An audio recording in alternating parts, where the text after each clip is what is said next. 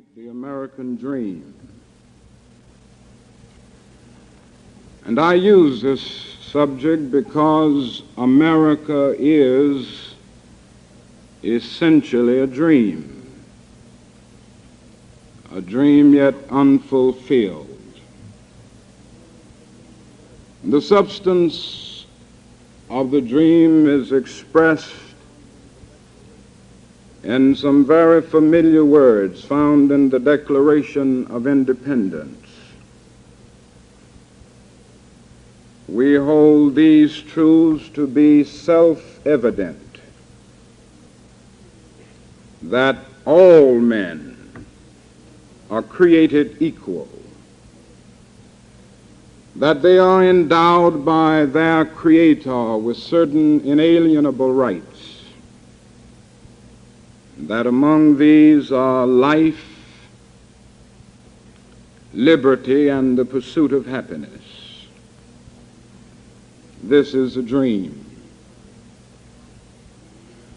Now, one of the first things we notice about this dream is an amazing universalism. It does not say some men, it says all men. It does not say all white men, but it says all men, which includes black men.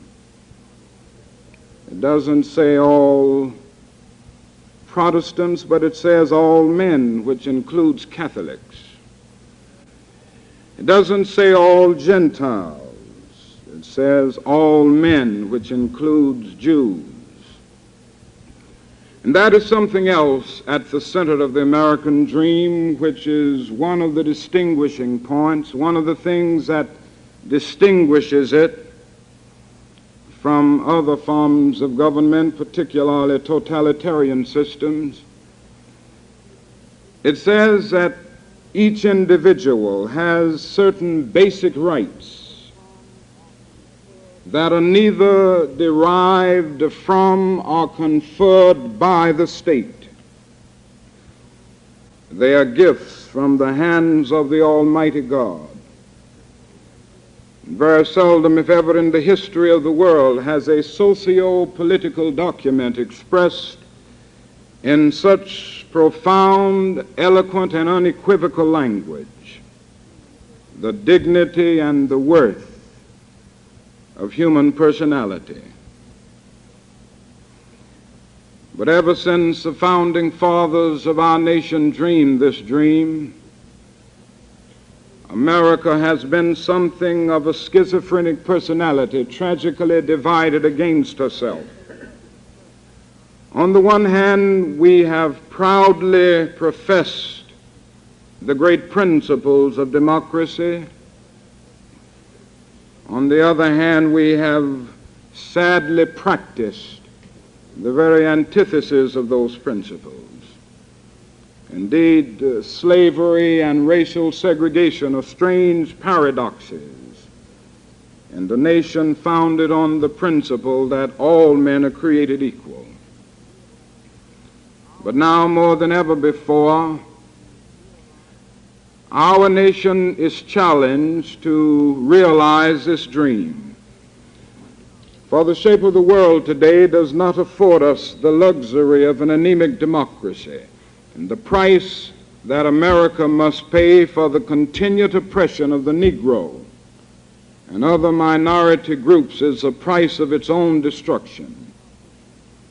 The hour is late, and the clock of destiny is ticking out.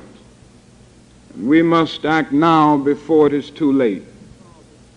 Now, I must hasten to say that we must not seek to solve this problem in America merely to meet the communist challenge. We must not seek to solve this problem in America merely to appeal to Asian and African peoples.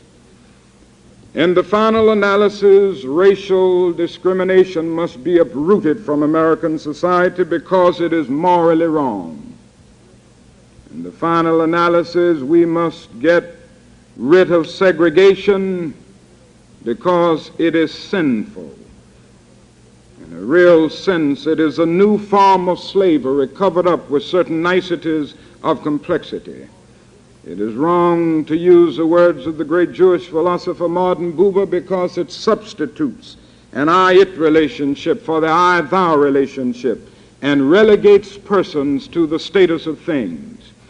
And so this problem must be solved not merely because it is diplomatically expedient, but because it is morally compelling. And so I would like to suggest some of the things that must be done in our nation if this American dream is to be realized.